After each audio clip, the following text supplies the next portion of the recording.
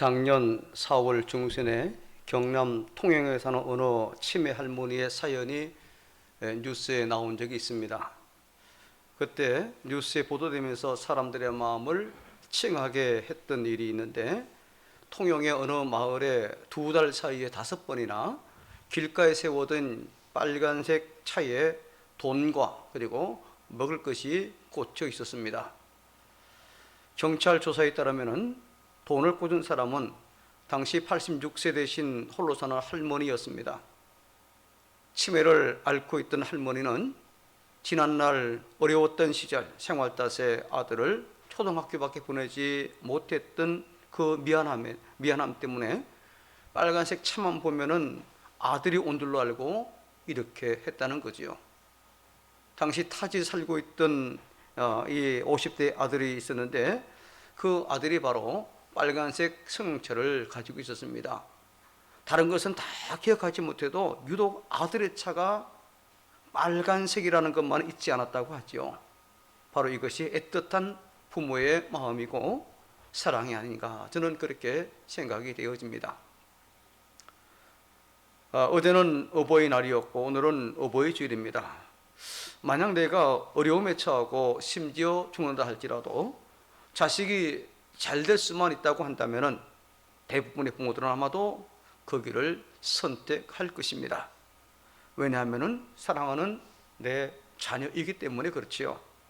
그래서 하나님도 독생자를 이 땅에 보내주신 겁니다. 우리가 논리와 철학으로 따지고 들면 이해하기 힘든 것이 성경 아닙니까? 그러나 우리가 사랑의 눈으로 보면은 가장 이해하기 쉬운 것이 또한 성경이기도 합니다. 부모와 자식의 관계도 그렇고 또 하나님과 우리 사이도 그러합니다.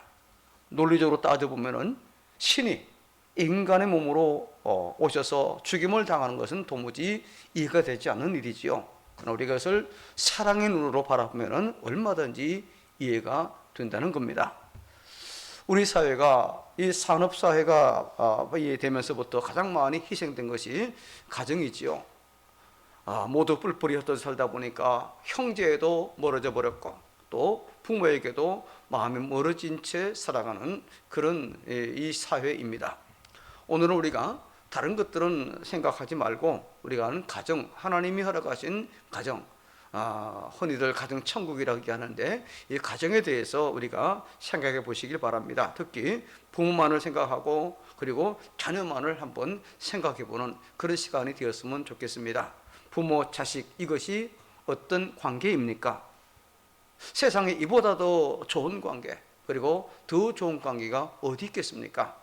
오늘은 다음 몇 가지를 꼭 생각해 보고 우리 모두가 정말 좋은, 가장 세상에 좋은 그런 관계를 계속적으로 유지해 나갔으면 하는 그런 마음이 간절합니다. 자, 오늘 첫 번째 제목 같이 한번 읽습니다. 시작. 부모는 나의 생명의 전수자이다. 나에게 생명을 하나님께서 공급받아 나에게 전달해 준 그런 바로 전수자이다는 거예요. 자, 부모님이 계시기에 오늘의 내가 존재한다는 걸 생각하면은 부모님께 대한 고마운 마음은 사실 표현할 길이 없는 거지요. 부모님은 참 고마운 분입니다. 부모님이 생존에 계신 것이 행복이고 기쁨인 줄로 여러분 믿으시기를 바라겠습니다. 이것은 부모님이 돌아가셔서 없어져 봐야 정말 우리 부모님이 얼마나 소중한 존재인가를 알게 되는 거지요.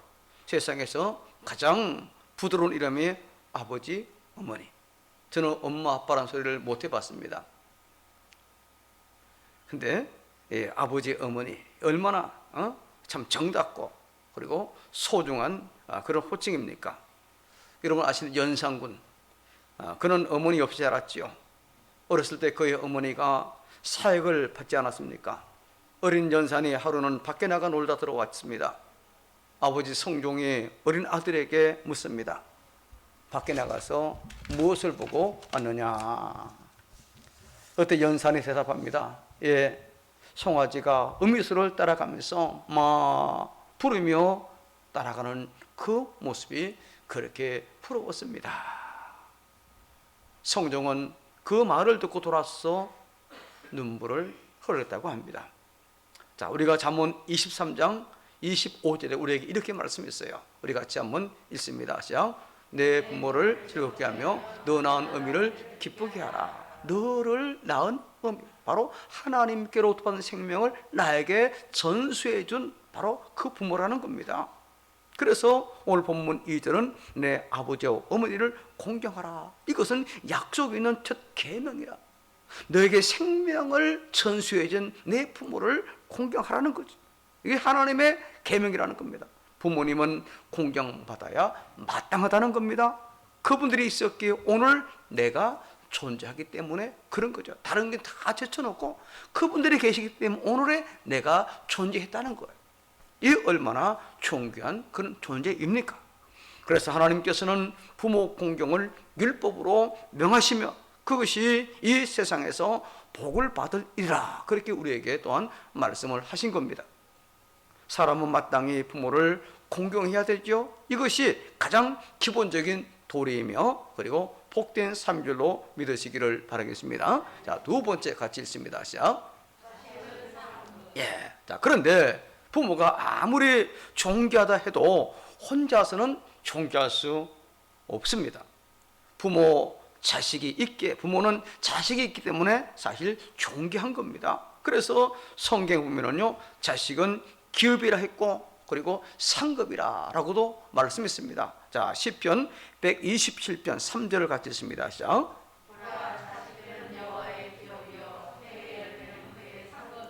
나의 소유물이 아니라는 겁니다. 하나님이 내게 기업으로 주셨다는 거예요. 그리고 하나님의 상급이라는 겁니다.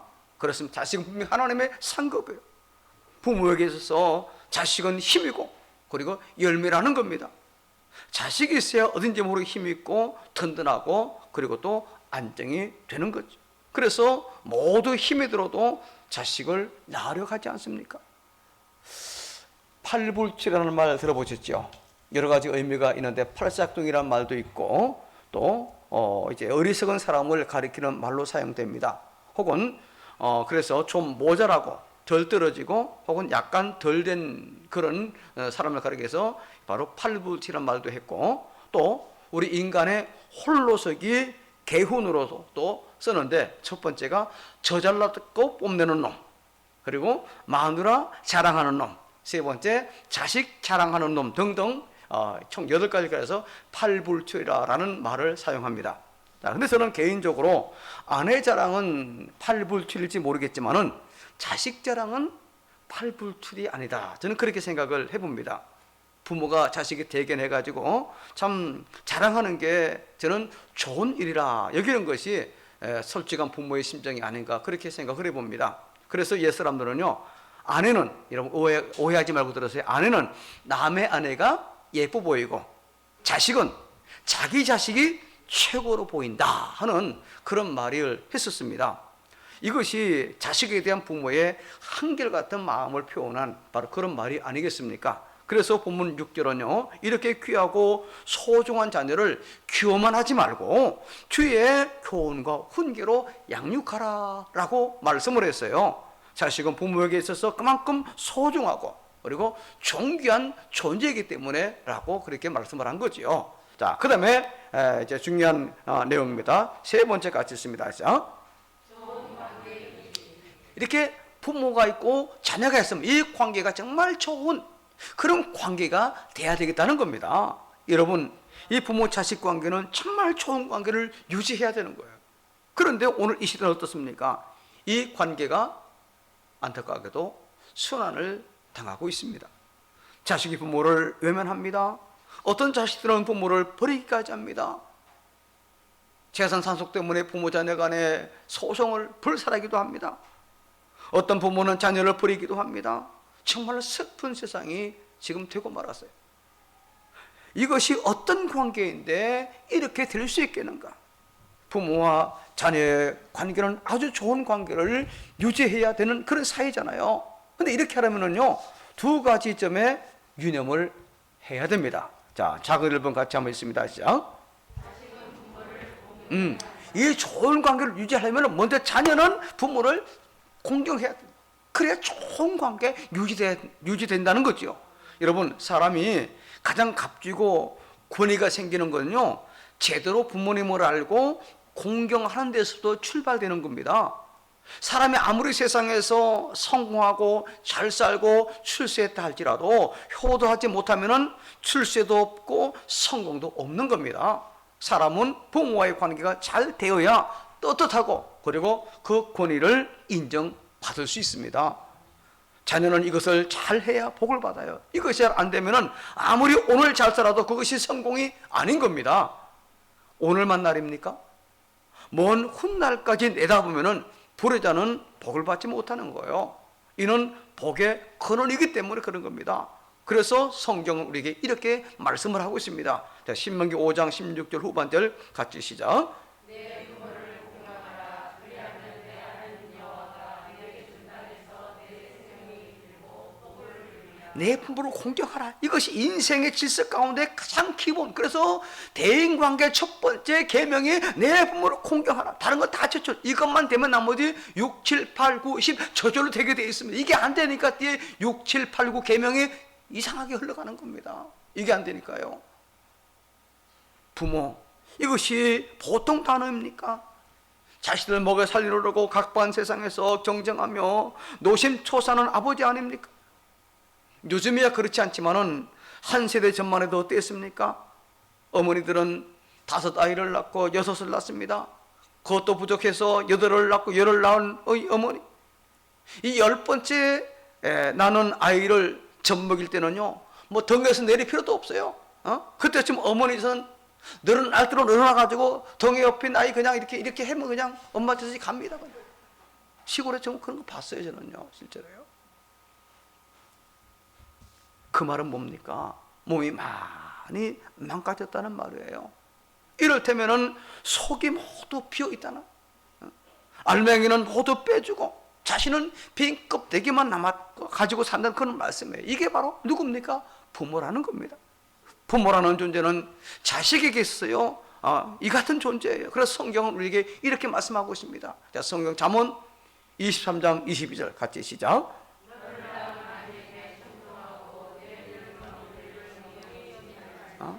너는 아비에게 청종하라. 잘 말을 들으라는 거죠. 그리고 늙은 놈이 함부로 취급하지 말고, 경히 여기지 말고, 우습게 여기지 말고 잘 존대하라는 겁니다. 오늘 본문 2절 3절에 뭐라고 했습니까? 2절 3절 다시 읽습니다.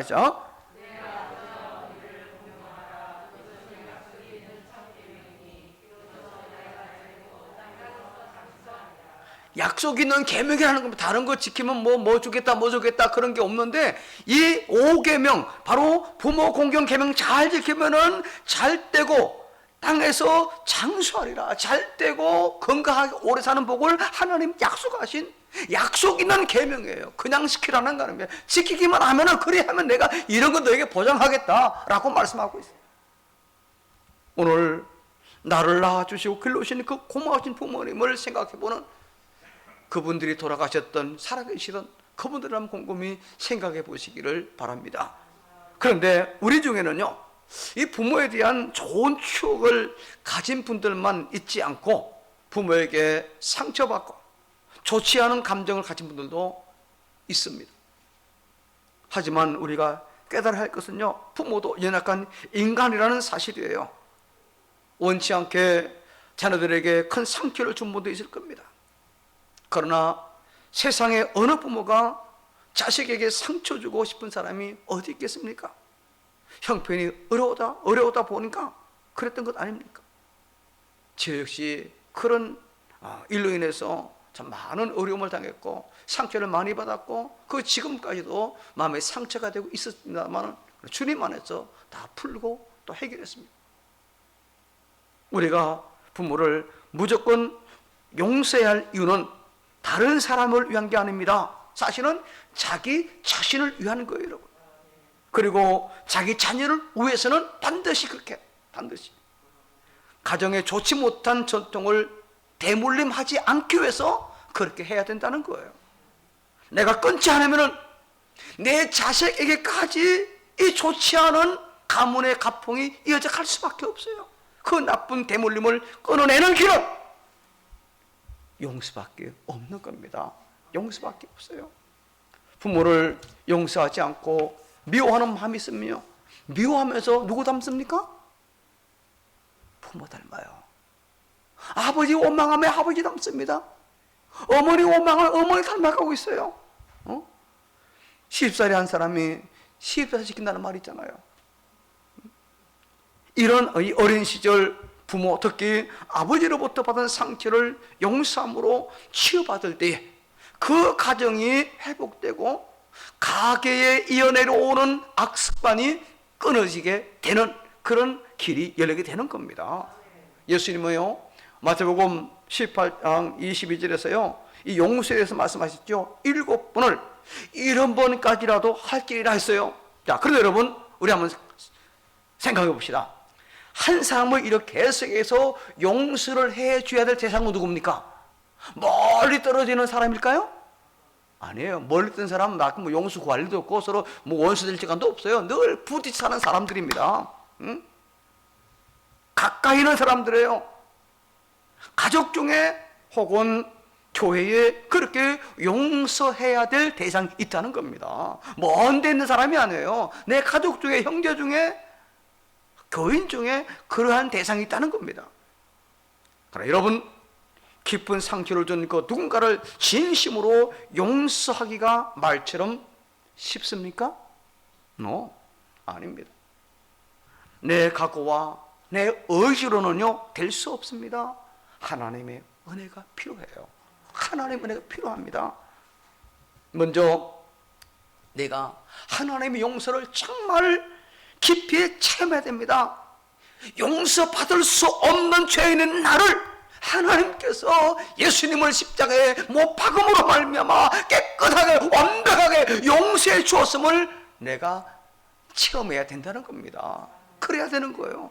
예수님의 비유에 나오는 그 10,000달란트 받은 그 빚을 탕감받은 종처럼요, 갚을 수 없는 죄의 그 빚을 탕감받았음을 내가 알아야 된다는 거예요. 근데 거기 나오는 10,000달란트 탕감받은 사람 어떻게 했습니까? 겨우 100데나리온 빚진 자기 동관을 데려다가 멱살에서 감옥에 가두잖아요. 자기를 말할 수 없으면 제가 계산해 봤어요. 보니까요 100데나리온은요 10,000달란트에 비하면 60만 분의 1입니다. 60만 분의 1. 비교도 안 되는 금액이에요. 100달란트는 이 100데나리온은요 10,000달란트에 비하면요. 근데 자기는 10,000달란트 엄청난 죄를 용서받았는데 겨우 100데나리온 그 빚진 사람 그 어떻게 하지 못하고 감옥에 갇히고 때리고, 그건 아니라는 겁니다. 친적으로 10,000달란트를 탕감받은 종이라면 그까이 거 60만 분의 1 그거 아무것도 아니잖아요. 자기도 탕감해 줘야지요. 우리는 하나님으로부터 엄청난 죄, 죽을 수밖에 없는, 지옥 갈 수밖에 없는 죄를 용서받은 사람들이잖아요. 그런데 그에 비하면 게임도 안 되는, 아무것도 아닌 그 죄 용서하지 못하고 가슴에 담고 있고, 그것 가지고 때가 되면, 기회가 되면 같이 안 갚은 말, 그런 생각하고 있다면 그건 아니라는 겁니다. 그리고 두 번째는요, 누군가를 진심으로 용서해 주기 위해서는요, 요셉처럼 하나님의 섭리를 믿는 신앙이 필요하다는 겁니다. 사람들의 악까지도 하나님의 선으로 바꿔줄 수 있는 사실을 여러분 믿으시길 바랍니다. 요셉이 그랬잖아요. 억울하게 뭡니까, 이 구덩이에 빠지기도 했고 종으로 팔려가고 억울한 또 누명도 쓰고, 나중에 형들에게 뭐라 합니까? 하나님이 나를 앞서 보냈습니다. 당신을 구원하려고. 하나님이 그렇게 하신 겁니다. 당신이 그렇게 한 거 아닙니다. 사랑하는 여러분들이요, 혹시 부모님으로부터 인하여 마음에 상처받고 하나님과의 관계를 맺는 일에도 어려움을 겪는 분이 있습니까? 혹은 가정에 좋지 않은 전통 같은 것이 있습니까? 가게에 나쁜 전통, 부끄러운 유산을 물려주어서는 안 됩니다. 내가 끊어야 되는 거예요, 여러분. 내가 끊어요. 저도 우리 집안으로 좋지 않은 가풍이 많이 있습니다. 그러나 저는 과감하게 충만해서 모든 걸 다 정리했어요. 다 끊었습니다. 새로운 가문을 이뤄가고 있습니다. 이것이 내 각오로, 내 의지로 가능합니까? No. 하나님의 은혜를 기억하며 하나님은 합력하여 서로 이루시는 그분을 내가 진정으로 믿을 때에 그와 같은 일이 여러분 가능한 줄로 믿으시기 바랍니다. 그렇다면 여러분 어떻게 그 과거에 좋지 않은 것들을 끊을 수 있을까요? 바로 용서와 축복을 통해서 끊을 수 있는 겁니다. 용서하지 않고 축복하지 않으면요 이거 못 끊어요. 끊을 수 없어요. 오늘 이 시간 말씀을 들으면서 마음의 상처를 준 분들, 특히 부모님을 존경하지 않고 미워하는 분들이 있다면 용서를 통해 그와 같은 끊어낼 수 있는 그런 시간이 되어지기를 주의 이름으로 축복합니다. 자, 그러면 두 번째 같이 있습니다. 시작. 자식에게만 요구하면 안 돼요. 부모는 삶으로 부모의 권위를 지켜야 됩니다. 부모로. 효가 아무리 중요한 것이라 해도요, 그 효는 일방적이지가 않아요. 부모님들은 내가 낳은 자식이라 해서 내 마음대로 된다, 이런만 가지면 절대 안 되는 겁니다. 전에는 뭐 자식들에게 명령만 하면 벽했는데 요즘은 그게 안 됩니다. 오늘은 민주화 시대가 되다 보니까 이 대통령 권위도 전같지 않잖아요. 응? 이제는 명령해서 될 그런 세상이 아니잖아요. 그래서 부모님들도 오늘 자신의 부모의 권위를 지키려면요 다음에 몇 가지를 늘 유념해야 됩니다. 먼저 부모들은요 먼저 이 시대를 바로 알아야 됩니다. 고부간에 부모 자식 간에 불화가 잦은 것은요 부모님들이 이 시대를 제대로 몰라서 그런 겁니다. 21세기예요. 옛날 10살이 했던 그때 생각하고 자꾸 고집 피우면 안 되는 거예요. 그건 지혜롭지 못한 그런 행동이잖아요. 아들, 며느리, 딸, 사위는 이 시대에 교육을 받고 이 시대의 물을 마시며 자란 그런 세대입니다. 내 마음대로 좌지우지하고 내 마음 조종할 수 있는 그런 것도 아니에요. 이것을 이해할 때에 부모의 권위를 제대로 지켜낼 수 있습니다. 두 번째로는요, 노년에 이르게 되면요 분별력이 점점 없어짐을 알아야 됩니다. 그래서 사람들이 노년에 이르게 되면요 쉽게 노여워하고 서운해합니다. 자식이 조금만 뭐라 그래도 막 노여하고 화를 내고요 불편해합니다.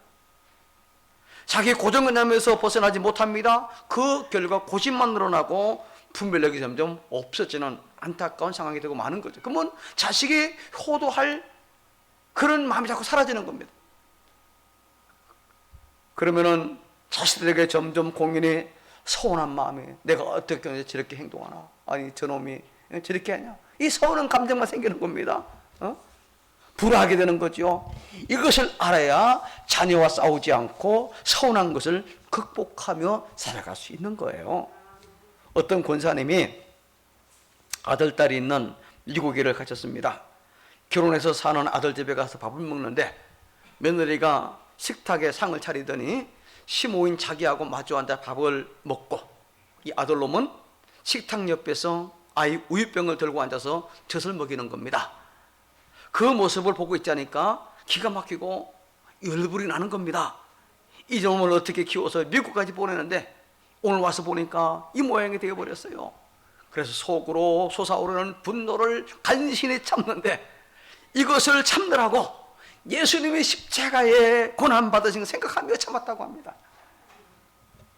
그리고 날이 밝자 기분 나빠가지고 딸네 집으로 갔어요. 저녁 때 밥을 먹는데 딸이 엄마인 자기하고 식탁에 앉아 밥을 먹고 사위는 식탁 옆에서 아이 젖을 먹이는데 권사님 그 모습이 얼마나 보기 흐뭇했던지, 전날 기분 나빴던 것 그날 저녁 다 푸셨다고 합니다. 똑같은 건데 누구 노릇판에 따라서 달라진 거예요.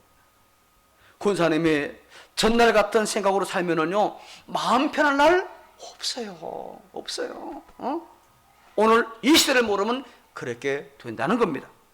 그것은 그 사회에서 지극히 당연한 모습이에요. 그 시대, 그 사회를 바로 알면 화낼 일 전혀 아닙니다. 그러면 세 번째는요, 노인이 되면은요 좀 말이 많아져요, 적어져요? 많아집니다. 이해해야 돼요. 이것이 병이에요. 근데요, 말이 많다 보면은 할 말 하신 말 막 합니다. 그죠? 아무 말이나 막 합니다. 때로는 눈치 없이 말하기도 합니다. 좀 전에 한 말 또 합니다. 근데 좋은 말은 별로 없고, 그죠? 별로 듣기 안 좋은 말만 많이 합니다. 때로는 죄송합니다. 푼 수 없는 말을 자꾸 하기도 합니다. 근데요, 그것이 노화 현상이에요. 당연한 노화 현상이라는 겁니다. 사람이 노인이 되면 이렇게 말이 많아지는 거예요. 근데 젊은이 이걸 싫어하는 거예요. 노인학을 연구하는 한 학자가 왜 이런 현상이 일어나는지를 연구했습니다. 근데 이 사람이 노인 되면은요, 몸에 있는 모든 기운이 입으로 몰린다는 겁니다. 입으로. 그래서 노인은 무릎에도 힘이 없고 허리에도 힘이 없고 가슴에도 힘이 없는데 오히려 입에는 더 힘이 생기다는 거예요. 그래서 말이 많아진다는 겁니다. 그런데 그렇게 말이 많아진다는 건 아직도 힘이 있다는 거예요. 아직 건강하다는 사인이에요. 젊은이들은 이걸 알아야 되는 겁니다. 부모님이 말이라도 많아야 됩니다. 그것조차 없으면요, 그건 거의 끝나간다는 겁니다. 그렇지 않으면요, 우울증이나 치매나 혹은 속 우울합병이 생기고 마는 거예요. 그럼 누가 부담해야 됩니까? 자네가 부담해야 돼요. 우리 어머니는 말씀이 많으셔. 그건 좋은 징조로 여러분 아시기 바랍니다. 그건 아직도 힘이 있다는 말이에요. 건강하다는 증거입니다. 여러분 부모님들이 어느 날 갑자기 말이 현저하게 줄어들었으면요, 그것은 가실 때가 다 되었다는 거예요. 그러면 곧 돌아가십니다. 얼마 있지 않았어요. 특히 우리 신앙인들은요, 나이가 들고 늙어 갈수록요, 분별력을 잃지 말고 권위를 지켜야 합니다. 가족들이 자꾸 분산되고 집안에 갈등이 생기는 것은 1차적으로 여러분 부모 책임이에요. 부모가 권위를 잃어버려서 구심점이 없어졌기 때문에 그런 거예요. 만약에 여당이나 야당에 각각 구심점이 강력한 사람이 있으면 야당도 분란되지 않습니다. 딱 질서가 가요. 근데 그게 없으면 여당 내에서 지네들끼리, 야당 내 지네들끼리 막 싸우는 겁니다. 똑같이 가정에도 마찬가지. 부모 권위가 없으면 형제들끼리 그냥 우짝지고 부모 권위가 그렇게 딱 교통정리해주면 그럴 게 없잖아요. 여러분, 우리 모두 늙습니다. 늙어요. 나이 들고 늙을수록 우리는요, 그렇구나. 그렇구나. 노인을 무시하면 안 됩니다. 노인이 힘이 없다고, 능력 없고 분별력 없기 때문에 업신여기 쉬운데, 그런데 그분들의 그 움푹 패인 주름살을 한번 깊이 들여다보세요. 그 속에 지혜가 가득합니다. 그 속에 경륜과 역사가 담겨 있습니다. 오늘날 젊은이들은 힘도 있고 패기도 있어 좋긴 하지만은 그런데 이 같은 지혜와 경륜은, 연륜은 다소 부족하지 않습니까? 그래서 자꾸 시행착오합니다. 실수합니다. 실패하고 경솔한 행동을 하잖아요. 동시에 오늘을 사시는 부모님들은 노년의 삶의 권위를 잃지 않아야 합니다. 내가 낳은 자식이라고 해도 다 큰 자식에게는 부모도 예의가 있어야 합니다. 채통을 지켜야 하고 권위를 스스로 지켜야 되는 거예요. 20세기 프랑스 소설과 또 현대 소설의 발전에 지대한 공헌을 세웠던, 그래서 1947년 노벨 문학상을 수상한 앙드레 지드는요, 이런 말을 했습니다. 사람은 아름답게 주는 것도 어려운 일이지만 그보다 더 어려운 것은 아름답게 늙어가는 것이다 라고 했어요. 쉽지 않다는 거죠. 그래서 우리 신자들은요, 노년의 삶을 더욱더 세련되게 그리고 경건되게 살아야 되는 겁니다. 여러분, 유산이 따로 있는 게 아니에요. 좋은 집 물려주는 것만 유산이라고 생각하기 때문에 많은 분들이 이 노후의 삶을 이 소홀히 여겨요. 자식들이 볼 때 나도 엄마처럼, 나도 아빠처럼 돼야지 라고 생각하는 이것보다 더 좋은 유산은 없는 거예요, 여러분.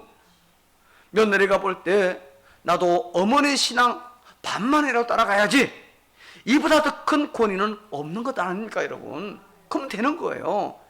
이것이 유산 중에 가장 귀한 유산인 줄 여러분 아시기를 바랍니다. 여러분 인생의 깊이나 무게는요 노년의 때에 나타나는 겁니다. 노년의 때에 값을 잃은 노년의 삶은요 젊어서 아무리 화려하고 성공하고 빛이 났어도 초라합니다. 마지막 것은 초라한 겁니다. 그렇지만요 젊어서 한때 방탕했던 사람이라 할지라도 노년에 가서 성숙한 인생을 살게 되면요 젊었을 때 방탕은요 미담으로 들립니다. 미담으로. 그게 바로 권위 있는 인생 아니겠습니까? 그런 부모는 젊은 자식들이 함부로 대할 수 없습니다. 세상에 아무리 탁해져서도 그런 부분은 결코 무시될 수 없는 거죠. 그래서 노년의 삶을 우리 경건하게 유지해야 된다는 겁니다. 오늘 어버이 주일을 맞이해서 부모와 그리고 자녀들에 대해서 생각해 보았어요. 부모는 공경의 대상입니다. 부모는 이 세상에서 어떤 그 무엇보다도 그 누구보다도 우선해서 공경받아야 할 뿐이에요. 이것은 하나님께서 분부하셨어요. 성경의 심지어 강조하는 그런 부분입니다. 동시에 부모는 자녀들에게 있어서 권위 있는 부모가 되어야 됩니다. 권위를 잃어버리면 그 가정이 분산되고 맙니다. 그렇게 되면 노후의 삶이 초라해져요. 부끄러집니다. 그것은 하나님의 뜻이 아니지요. 그래서 성경은 우리에게 이렇게 말씀을 했습니다. 자, 오늘 본문을 다시 한번 같이 함께 읽습니다. 시작. 자녀들아 주 안에서 너희 부모에게 순종하라. 이것이 옳으리라. 내 아버지와 어머니를 공경하라. 이것은 약속이 있는 첫 계명이니 이로써 내가 잘되고 땅에서 장수하리라. 또 아비들아 너희 자녀를 노엽게 하지 말고 주의 교훈과 훈계로 양육하라. 여러분 이 말씀은요 그 어느 시대를 막론하고 적용되는 말씀이에요. 부모 자녀 관계는 그 어느 시대를 막론하고 변하지 않는 그런 관계이지 않습니까? 시대가 변했다고 부모가 형제가 되고 남이 됩니까? 아니에요. 그건 변하지 않는 진리입니다. 여러분의 가정에 하나님의 복이 함께 하시기를 축원합니다. 오늘 어버이 주일을 맞이하여 제 5계명을 다시 한번 기억하고 부모님을 잘 공부하여 하나님 친히 약속하신 이 땅의 복을 받아 누릴 수 있기를 바랍니다.